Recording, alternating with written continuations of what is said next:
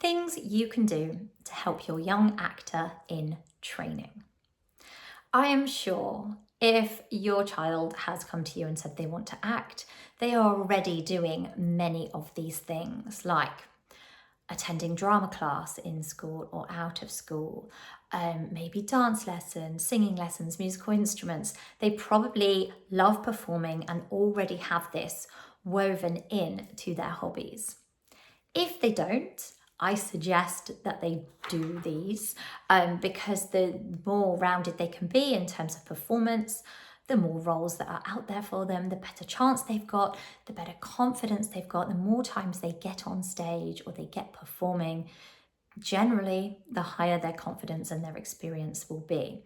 So enroll them to as much as possible. I know finances and logistics can be a little crazy, but enroll them in as much as possible. But of course, managing their energy levels as well. You don't want them to burn out. I know in the past, I've been the kind of parent that said, well, you've signed up for it, so you have to stick with it.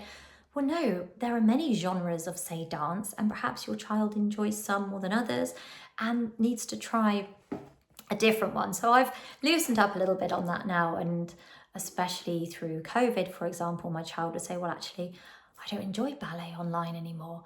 Fine, let's just stick to the ones you do enjoy and then she did go back in person for a while. So try, if you can learn from my mistakes, to let them try as much as possible and as much that can work for you. So that's my first thing, getting them sort of dance, drama, singing, music trained, as much of that as they enjoy. That's my first point.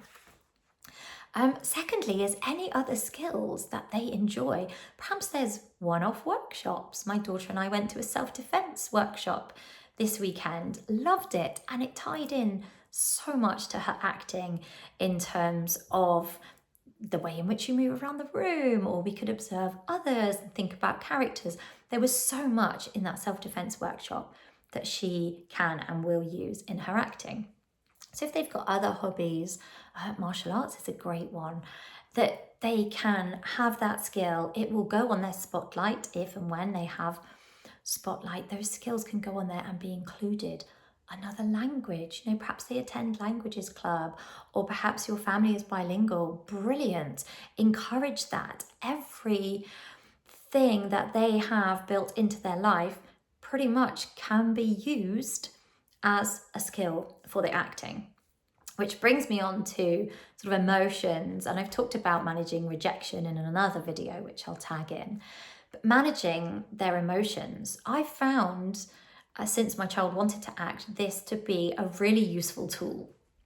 That when they're feeling upset or nervous, emotions that they don't necessarily want to be feeling and that you don't want them to be feeling, you can, if this feels appropriate for you and your child, say to them, hey, look, note this feeling, remember it, because you can actually use this in your acting. Next time you get a self-tape of a character that's feeling like this, you can put it in.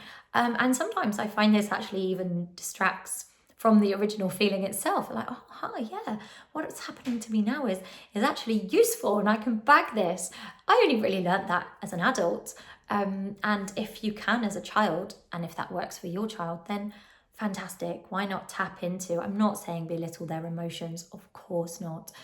But however you would normally deal with those emotions, you've just got that extra little bag of tricks of this could work for you. And it makes me think, I don't know if you've seen the musical Fame, but it makes me think of the character Serena Katz. And I think if I remember rightly, she gets heartbroken and she sings the song, Think of Meryl Streep. And she sings, think of how to use it on the stage. And I think this is really empowering, that she's been so hurt and actually she turns it into, yes, I'm going to use this emotion in my performance pursuit. So I just really like that. So I thought I'd chuck that in there. Checking my notes here.